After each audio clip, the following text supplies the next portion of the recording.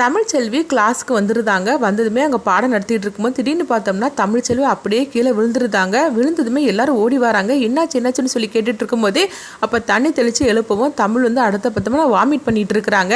அப்போ வந்து உடனே வந்து லெக்சர் கேட்டுட்டு இருக்கிறாங்க. என்னம்மா என்ன ஆச்சு அப்படின்னு சொல்லும் போது, ஒன்றும் இல்லை மேடம், நான் வந்து கன்சீவாக இருக்கிறேன், அதனால தான் எனக்கு வந்து இந்த மாதிரிக்கு வந்துடுச்சு, வேற ஒன்றும் இல்லை அப்படிங்கவும்.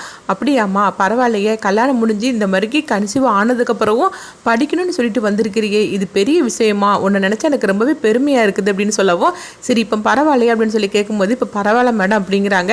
சரி வாமான்னு சொல்லிட்டு கூட்டிகிட்டு போகிறாங்க. அடுத்தவங்க பார்த்தோம்னா செல்லப்பாண்டியை தான் காட்டுறாங்க.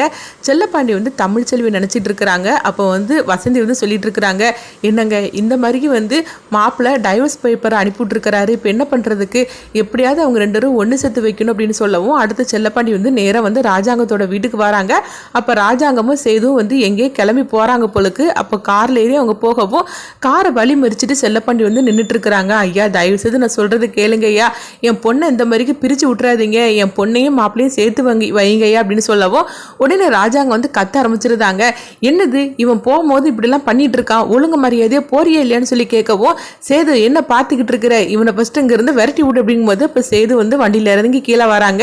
இங்கே பாருங்க, ஒழுங்கு மரியாதை இங்கேருந்து போக போறீங்களா இல்லைன்னு சொல்லி கேட்கவும், மாப்பிள்ளை உங்கள் காலில் விழுந்து கெஞ்சிற மாப்பிள்ளை அப்படின்னு சொல்லிட்டு செல்லப்பாண்டி வந்து சேதுவோட காலில் வந்து கெஞ்சிட்டு இருக்கிறாங்க.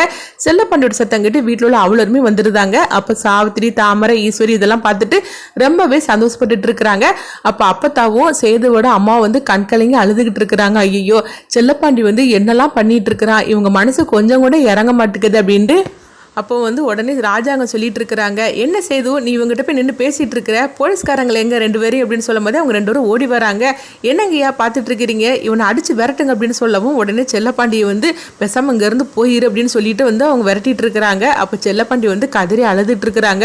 ஐயா நான் சொல்றது கேளுங்கய்யா, நான் தப்பு பண்ணிட்டேன், ஆனால் அதுக்காக என் பொண்ணோட வாழ்க்கை இந்த மாதிரிக்கு பண்ணிடாதீங்க, தயவு செய்து சொல்றதை கேளுங்க அப்படிங்கவும். அப்போ ராஜாங்க வந்து சேதுக்கிட்ட சொல்றாங்க, சேது கார் எடு, டைம் ஆகுது பாரு அப்படின்னு சொல்லவும், உடனே சேதுவும் கார் எடுத்துட்டு போயிருந்தாங்க. இதை பார்த்துட்டு செல்லப்பாண்டி வந்து கண்கலங்கி அழுதுகிட்டு இருக்கவும், அப்போ தாமரை வந்து எரிச்சலோட போறாங்க. அடுத்து வந்து சாவித்திரி கேட்குறாங்க, என்ன தாமரை என்னாச்சு அப்படிங்கும்போது, அம்மா எனக்கு என்னமோ பயமா இருக்குது, இந்த செல்லப்பாண்டி பண்றதெல்லாம் பார்த்துட்டு இவங்க மனசு மாறிடக்கூடாது, அது மட்டும் இல்லாமல் தமிழ்ச்செல்வி வந்து படிக்கிறதுக்காக காலேஜுக்கும் போயிட்டு அப்படிங்கும்போது, எங்க பாரு அங்கே தமிழ் என்னென்ன பண்றா அப்படின்னு சொல்லிட்டு வாட்ச் பண்றதுக்காக நான் ஒரு லேடியை வந்து நான் ஏற்பாடு பண்ணியிருக்கிறேன் அப்படிங்கவும், என்னம்மா சொல்ற அப்படின்னு கேட்கும்போது, ஆமா தமிழ் என்ன பண்றா, யாருக்கிட்ட சிரிச்சு பேசுறா அப்படின்னு சொல்லிட்டு எல்லாமே வந்து நான் வந்து அப்பப்போ சொல்லியிருக்கிறேன் அப்படிங்கும்போது, அவள் அப்படிலாம் சிரிச்சுலாம் பேச மாட்டாமா அப்படிங்கவும், அவள் சிரிச்சு பேசலான்னு என்ன, நம்ம அவளை பற்றின ஒரு ட்ராமா அவங்க போட்டுற வேண்டியதுதான், அதை கண்டிப்பாக எங்கள் அண்ணனும் நம்புவார் அப்படிங்கிறாங்க.